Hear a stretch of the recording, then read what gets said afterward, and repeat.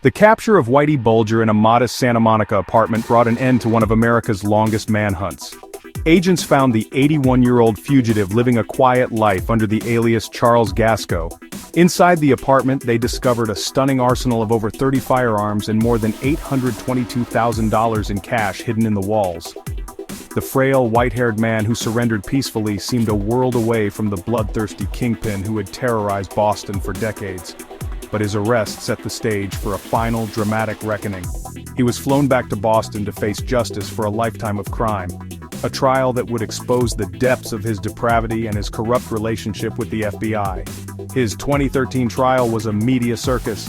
Bulger, defiant to the end, refused to acknowledge the legitimacy of the court. He insisted on being portrayed not as a rat, but as a victim of a corrupt government deal gone wrong.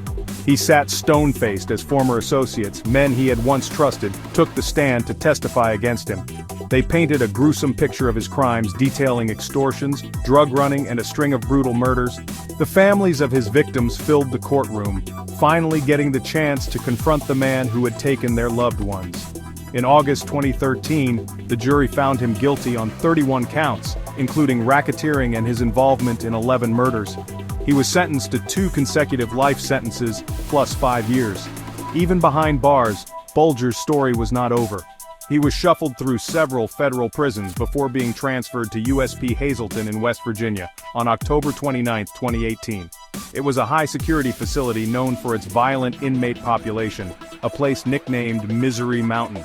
Less than 12 hours after his arrival, the 89-year-old wheelchair-bound Bulger was found beaten to death in his cell.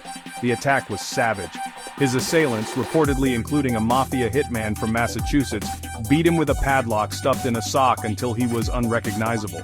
They gouged out his eyes and attempted to cut out his tongue, a symbolic, brutal message reserved for one thing in the mob world, a rat. The irony of his death was inescapable. Whitey Bulger, the man who spent his life despising informants and killing them without mercy, died the death of one. His murder in federal custody was a final, bloody punctuation mark on a life defined by violence. It also raised disturbing questions about why such a high-profile and vulnerable inmate was placed in the general population of one of the country's most dangerous prisons. Whether it was a colossal bureaucratic failure or something more sinister, the result was the same. The ghost of South Boston, the man who had outsmarted the FBI and evaded justice for so long, met his end not in a blaze of glory, but in a dark prison cell at the hands of other criminals.